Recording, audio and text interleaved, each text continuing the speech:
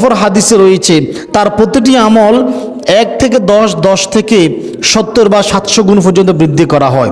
কিন্তু আল্লাহ তাআলা তারপরে বলতেছেন, এটা হাদিসে কুদসি, ইল্লা সিয়াম, কিন্তু সিয়াম বা রোজা ব্যতীত। কি ব্যতীত? রোজা ব্যতীত। তাহলে রোজার কোনো পুরস্কার নাই?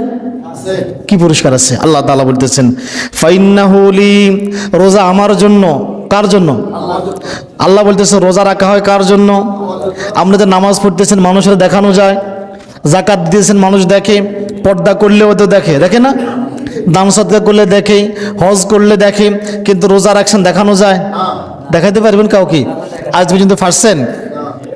আমিও কাউকে দেখাইতে পারি নাই। তাহলে রোজা রাখছেন এটা কে দেখে?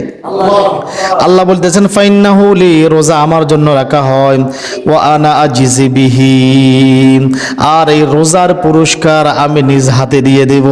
আল্লাহু আকবার। আল্লাহ